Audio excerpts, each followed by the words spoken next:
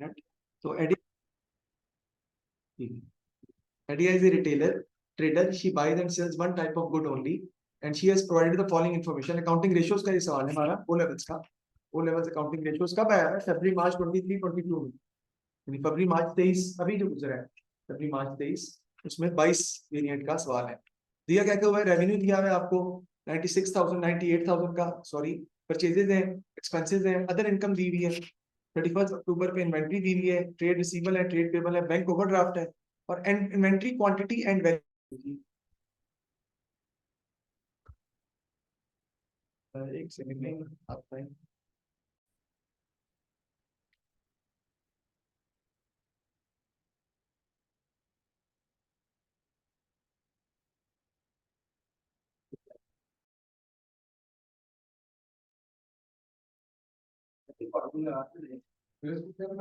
नया क्वेश्चन है तो मैंने कहा चलो।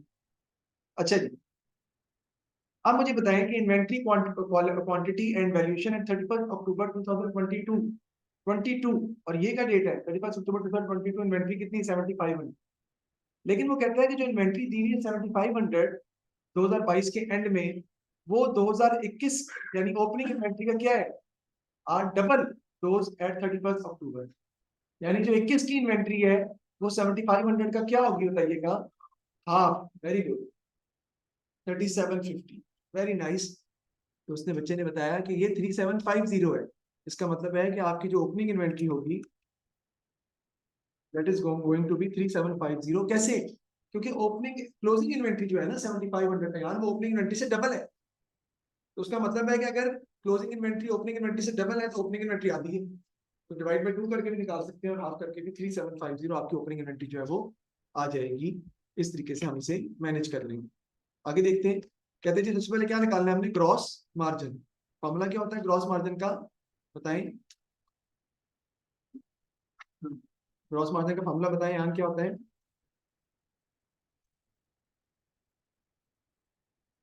जी बिल्कुल सही। ग्रॉस प्रॉफिट मार्जिन का फॉर्मूला होता है gross profit rate on sales, gross profit divided by sales multiplied by 100, you will get your gross profit ratio. निकालते हैं ग्रॉस प्रॉफिट। कैसे निकालते हैं हम बताइएगा? ग्रॉस प्रॉफिट कैसे निकालेंगे? नहीं नहीं, ग्रॉस प्रॉफिट कैसे निकालेंगे? Sales minus cost of sales आप करेंगे तो ग्रॉस प्रॉफिट आ जाएगा। सेल्स हमें दी हुई है 98,000 की, कॉस्ट ऑफ सेल कैसे निकालेंगे? अब आप बताओ, आप बता सकते हो तो कॉस्ट ऑफ सेल कैसे निकालेंगे?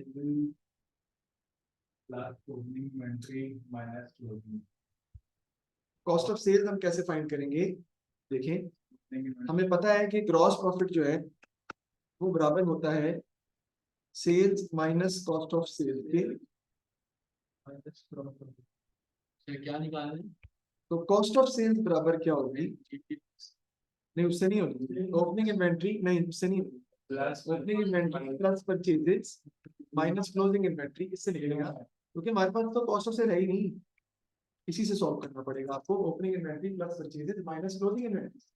कल मैंने ये फॉर्मूला लिखवाया भी था, खैर कोई बात नहीं। देखते हैं हम ओपनिंग इन्वेंट्री हमारी कितनी है, that is half of closing inventory. 3750 is going to be the opening inventory. Purchases कितनी दी हुई है? 62,305, और क्लोजिंग इन्वेंट्री कितनी है? 7500। इसमें प्लस कर दूंगा मैं 62,305 और माइनस कर दूंगा क्लोजिंग इन्वेंट्री 7500, तो आपकी कॉस्ट ऑफ सेल का आंसर आ जाएगा। बताएं हुसैन कितना आता है? करें कैलकुलेट, कितना आता है?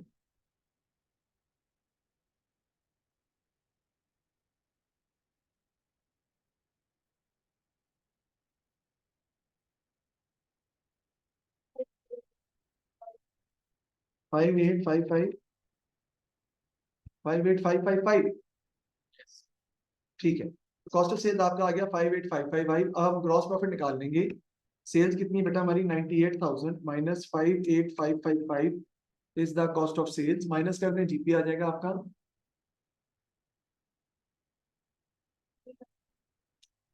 39425 is going to be the 39445 is the gross profit. Now I will put this in the formula. Gross profit कितना है जी? 39445 divided by सेल्स हमारे पास कितनी है 98,000 multiplied by 100, you will get your gross profit percentage या margin आपका निकला है। कितना आता है जी 39445 डिवाइडेड बाय 98,000 इंटू 100,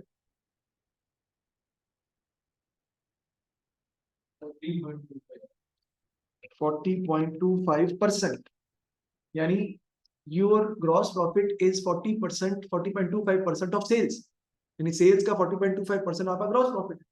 कैसे निकाला मैंने? मुझे ग्रॉस प्रॉफिट निकालने के लिए हसन पहले कैलकुलेट करना पड़ा sales minus cost of sales. मेरे पास सेल्स तो थी but cost of sales has not been given in the question, so I have to find cost of sales first, और उसका फॉर्मूला है opening inventory plus purchases minus closing inventory. Opening inventory was half of the closing inventory, तो 3750 plus 62305 minus 7500, तो cost of cell आ गई 58555। Sales में से cost of sales हमने minus कर दी तो मेरे पास ग्रॉस प्रॉफिट आ गया, और फिर मैंने gross profit over sales into 100 किया है, तो मेरे पास 40.25% मेरे पास ग्रॉस प्रॉफिट रेशियो का फॉर्मूला आ गया या मार्जिन का फॉर्मूला आ गया। अगर मुझे इस जी मैं निकाल लेंगे, छोड़ चुप कर, अगर मुझे इस क्वेश्चन में मार्कअप भी कहा होता तो मैं कैसे निकालता? Gross profit over cost multiply 100। कहा नहीं हुआ कि मैं समझाने के लिए निकालना चाह रहा था, तो gross profit over cost into 100, तो उसका फॉर्मूला क्या बनेगा? ग्रॉस प्रॉफिट हम निकाल चुके हैं 39445 divided by cost of sales कितनी है 58555 मल्टीप्लाइड बाय 100। इसको सॉल्व कर लें तो आपका मार्कअप का फॉर्मूला आ जाएगा, because markup is a profit percentage, gross profit percentage on cost of sales, margin is a gross profit percentage on the amount of sales. निकालें कितना आता है 39445 डिवाइडेड बाय 67.36%, तो ये भी हमने निकाल लिया। दो it is not the requirement of the question, लेकिन मैंने बस सॉल्व किया ताकि आपको बाद मार्जिन मार्कअप भी समझ आ जाए। आगे कहता है क्या निकालना आपने? ग्रॉस मार्जिन के बाद प्रॉफिट मार्जिन। प्रॉफिट मार्जिन का फार्मूला हमारा क्या होता है? देखें, प्रॉफिट मार्जिन का हमारा फार्मूला होता है जी, प्रॉफिट मार्जिन का profit over, yes, profit over sales multiplied by 100। जी, प्रॉफिट कैसे निकालते हैं यार बताइएगा? है प्रॉफिट कैसे निकालना है? वो तो प्रॉफिट मार्जिन का फॉर्मूला है ना, profit over sales in 100। Profit कैसे निकालेंगे?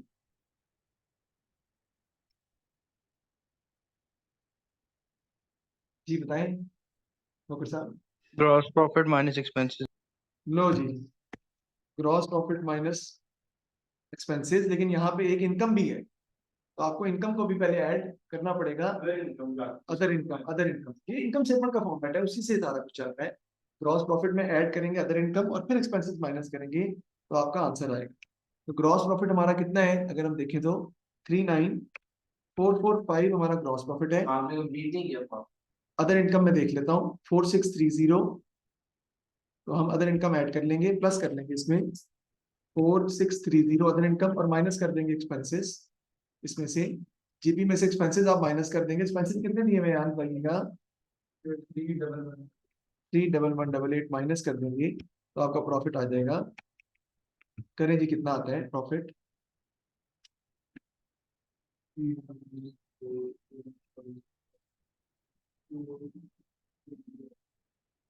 39445 plus 4630 is the other income minus 12887। अब इस फॉर्मूले में वैल्यूज पुट कर लेंगे। प्रॉफिट मार्जिन हमने निकालना है, प्रॉफिट कितना है 12887 divided by sales 98,000 multiplied by 100, you will get your profit percentage या प्रॉफिट मार्जिन आपका निकल आएगा। देखिए कितना आता है 13.15%। प्रॉफिट मार्जिन 13.15% है। It shows the ability to control your expenses, it is the ability of the business to control your expenses, it is shows the efficiency of the business, कि आप कितने कैपेबल है अपने एक्सपेंसेस को control करने के लिए। तो आपका 13.15% जो है वो प्रॉफिट की जो है वो आ रही है, क्योंकि बस मुनासिब है। ग्रॉस प्रॉफिट तो आपका बहुत अच्छा है, लेकिन नेट प्रॉफिट आपका इतना अच्छा नहीं है, क्योंकि आपके एक्सपेंसेस काफी ज्यादा मिकदार में मौजूद है। तो हमने ये ग्रॉस प्रॉफिट रेशियो मार्जिन भी निकाल लिया और प्रॉफिट मार्जिन भी फाइंड कर लिया। ठीक है जी। नेक्स्ट क्या आता है? Rate of inventory turnover. Profit margin के बाद आपने क्या निकालना है जी? रेट ऑफ इन्वेंट्री टर्नओवर, तो आपको मैंने लिखवाया था इन्वेंट्री टर्नओवर रेशियो का बेटा फॉर्मूला होता है, यहाँ पे लिख रहा हूँ मैं जी, cost of sales divided by average inventory.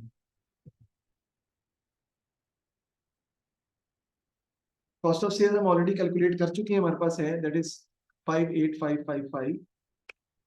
Average inventory बेटा हम निकाल लेंगे, कैसे निकालते हैं, opening plus closing divide by 2।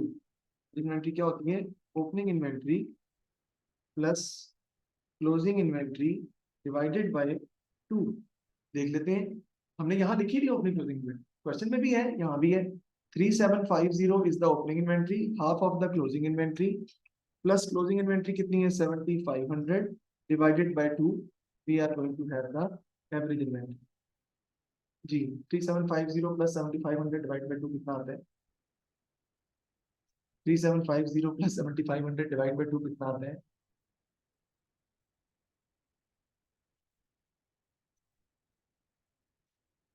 5625। आप पुट कर लेंगे, 58555 is the cost of sale, average inventory is 5625। इसको सॉल्व कर लें तो आपके पास rate of inventory turnover ratio का आंसर आएगा बेटा, जो टाइम्स में आंसर आएगा, टाइम्स में लिखेंगे कितनी मरतबा अपनी इन्वेंट्री जो है वो सेल कर पाते हैं, 10.4 टाइम्स, यानी साल में 10 मरतबा आप अपनी इन्वेंट्री सेल कर देते हैं। 10 मरतबा का मतलब है कि आप 10 दफा आपकी इन्वेंट्री मुकम्मल तौर पर बिक जाती है, फिर दोबारा आप खरीदते हैं, स्टॉक आपका आता है, फिर दोबारा सेल होता है। तो 10 टाइम्स आपका inventory turnover, which is very good. 10 दफा आप साल में हर महीने निकाल देते हैं तकरीबन, तो that shows good inventory turnover. Next देखते हैं, क्रॉस मार्जिन भी हो गया, प्रॉफिट मार्जिन भी हो गया। नेक्स्ट आती है लिक्विड रेशियो, बस नेक्स्ट हमने निकालनी क्या बना, लिक्विड रेशियो, तो निकालते हैं। लिक्विड रेशियो से पहले हम जी करंट रेशियो भी निकाल लेते, just for your understanding current ratio भी निकाल लेते। करंट वो बताता हूँ मैं, बताता हूँ। करंट रेशियो का फॉर्मूला हमारा क्या होता है बेटा, current assets divided by current liabilities. Current assets कौन कौन से होते हैं यहाँ जरा बताइएगा।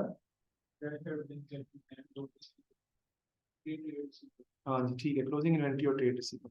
तो देखते हैं हम करंट एसेट हमारे पास कितने दिए हैं क्वेश्चन में। करंट एसेट्स हमारे पास दिए हुए, इन्वेंट्री है बेटा क्लोजिंग 7500 की, ट्रेड रिसीवेबल है 9240, बस टोटल करें दोनों का, 9240 प्लस 7500 16740, ठीक है, तो ये आपका आ जाएगा जी 16740 डिवाइडेड बाय करंट लायबिलिटीज, वो भी दो दी हुई है आपको, एक ट्रेड पेबल और बैंक ओवरड्राफ्ट, दोनों को ऐड कर लेंगे, 5365 प्लस 5135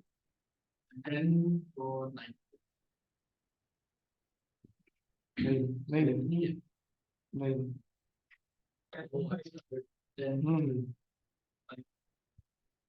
तो डिवाइड कर दें 10500 से, तो बताएं करंट रेशियो हमारी कितनी आ जाएगी जी,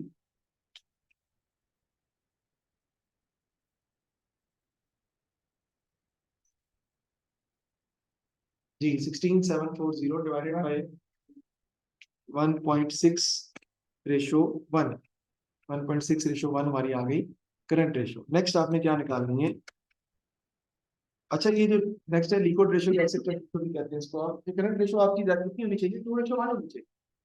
So it shows the ability of the business to pay back its current obligation. The ratio is not that good, so maybe we will find difficulty in our liquidity. Maybe you can find liquidity problem, क्योंकि आपकी ability जो पे करने की है current liabilities को out of your current asset is not that good.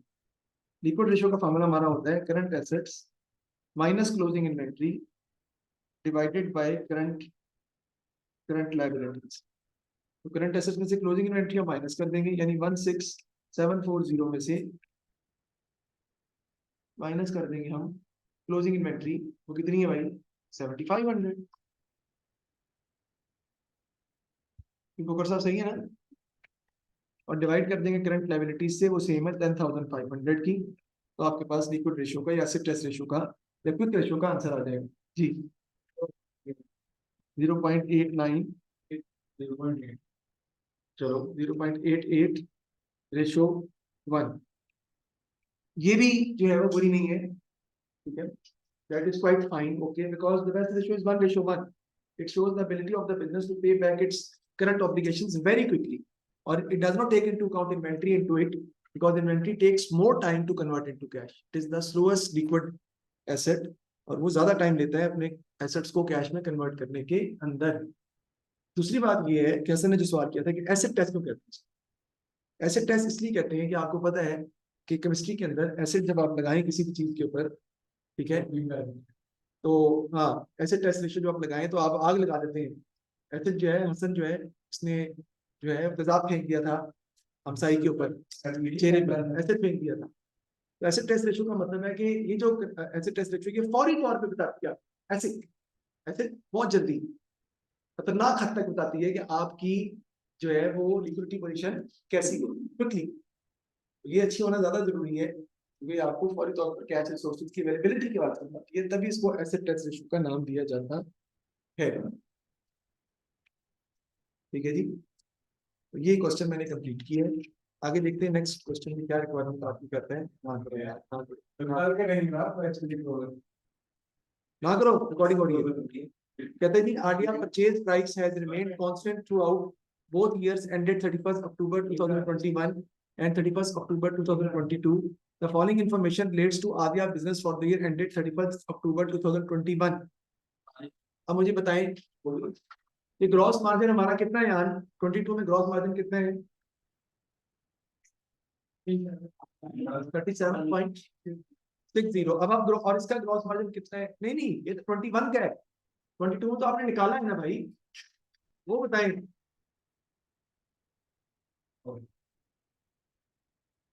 Ji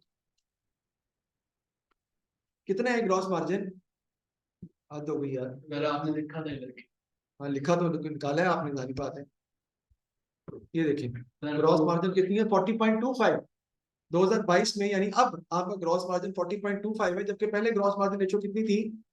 37.6। Comment on the changes. The gross margin has improved. Previously we were able to, the gross margin was 37.6% of sales, now it is 40% of sales।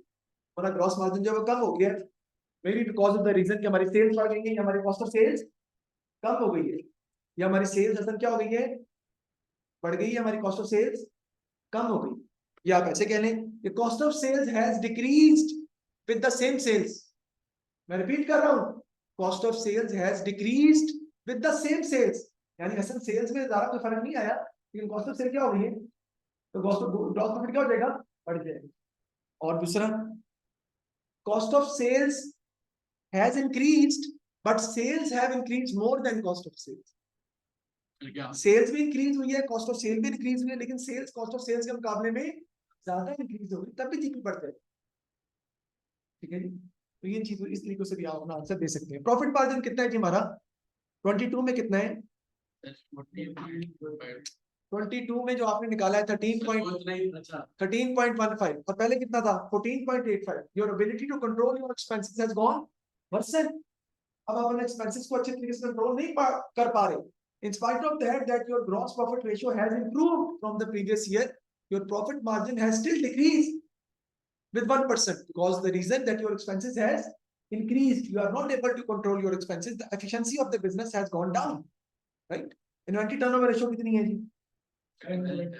10.4 times। पहले कितनी थी? 12 times। तो inventory turnover ratio has also gone worsen. It means you are not able to sell your inventory quickly. Previously you are selling inventory more quickly. आपकी closing inventory की value जो है बढ़ती जा रही है, आप अपनी इन्वेंट्री को बेच नहीं पा रहे। May be the quality of product has gone down, may be your advertisement is slow. ठीक है, तो इस वजह से आपकी इन्वेंट्री डैमेज हो सकती है, फिर है ना, लॉस्ट हो सकती है, स्टोलन हो सकती है। फिर कहते हैं जी लिक्विडिटी एसिड टेस्ट रेशियो में देखते हैं क्या फर्क पड़ा। कितनी एसिड टेस्ट रेशियो? 0.8, और अब पहले कितनी थी? 1.15। तो it was better than this today। So आपकी liquidity position भी वर्सन हुई है। Your ability to pay your current liabilities, your ability to pay your current obligation has gone down a little। तो भी कम हो गई। ये मैंने इसकी रेशियो के बारे में बताया, दो नंबर का, कि आपको इसमें एक्सप्लेनेशन जितनी मैंने बताई इतनी देनी पड़ेगी आप, अदरवाइज आपको उस पेपर में नंबर नहीं मिलेंगे। आगे कहता है कि लास्ट क्वेश्चन, एडिया is concerned about the increase in inventory turnover over the year to 31st October 2022. She is considering reducing her selling price to increase the quantity of goods she can sell. Selling price कम करके वो कहता है कि आप अपनी quantity of goods को बेच सकते हैं। पहले हमारी इन्वेंटरी टर्नओवर रेशियो कितनी थी, पहले ये तो बताया कितनी थी? हम साल में कितनी मरतबा इन्वेंट्री सेल करते थे? 12 टाइम्स। आप कितना कर रहे हैं? 10 times. So your ability to convert your inventory into sales has decreased. वो कहता है हम सेलिंग प्राइस कम कर देते हैं, ठीक है, ताकि ज्यादा चीजें जो है वो सेल हो सके। तो कहता है एडवाइस एडाया whether he should reduce selling price, justify your answer. Quality के जी, reducing the selling price may give an impression to the buyers that the quality has gone down, right? We have to see the reaction of the competitors also. वो क्या करते हैं, वो भी कम कर देंगे प्राइस, तो चीजें ज्यादा बिकेंगी ही नहीं। एडिड वैल्यू अगर कंपेटिटर ने भी प्राइसेस कम कर दी तो फिर तो क्वांटिटी ज्यादा नहीं बिकेगी, चाहे क्वालिटी आपकी सेम ही क्यों ना हो। उसके बाद जब सेलिंग प्राइस कम कर दोगे हसन, तो आपकी प्रॉफिट क्या हो जाएगा? सेलिंग प्राइस प्रॉफिट कम हो जाएगा आपका, सारी बात, ठीक है। तो प्रॉफिट लेवल भी आपका डिक्रीज कर जाएगा क्योंकि सेलिंग प्राइस आपकी डिक्रीज कर दी, ठीक है। तो इट डिपेंड्स कि आपकी क्वालिटी अगर बेहतर है वो हो रही है। अब if you are selling the goods at an improved quality, but may be by decreasing selling price your quantity of goods you can sell can improve, बढ़ सकती है, और उससे इसका प्रॉफिट मार्जिन भी बढ़ेगा, ठीक है जी। You can go for some more advertisement along with the decrease in the selling price. So by giving more advertisement, you can increase the sales volume, ठीक है। तो एडवाइस हम क्या करेंगे कि सेलिंग प्राइस डिक्रीज करना तब फायदेमंद है जब आपकी क्वालिटी में कमी ना हो। अगर क्वालिटी आपकी सेम है और आप सेलिंग प्राइस डिक्रीज कर पा रहे हैं, तो फिर आपकी क्वांटिटी बढ़ सकती है cell with good advertisement, with good quality, right? तो आपकी, ठीक है जी, कर सकती है, depending upon that the competitor is not changing their prices. क्योंकि अगर competitor भी प्राइस कम कर रही तो फिर मसला बढ़ जाएगा, फिर हमारी चीज ज्यादा बिकने के लिए मुश्किल होगी। ये आपने अपनी राय देनी, जस्टिफाई और आंसर करना है अपने हिसाब से, इसके बारे में लिखकर आपने इसको एक्सप्लेनेशन जो है वो देनी है। तो आगे एक और क्वेश्चन भी उसने पूछी। One of the limitation of financial statement is that there is a gap between the end of the financial year and the preparation of the financial statement. Explain how this limitation may influence ADAR decision about whether or not to reduce her selling price.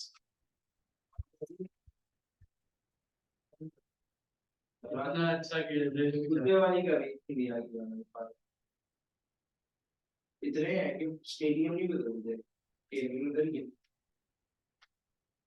197 में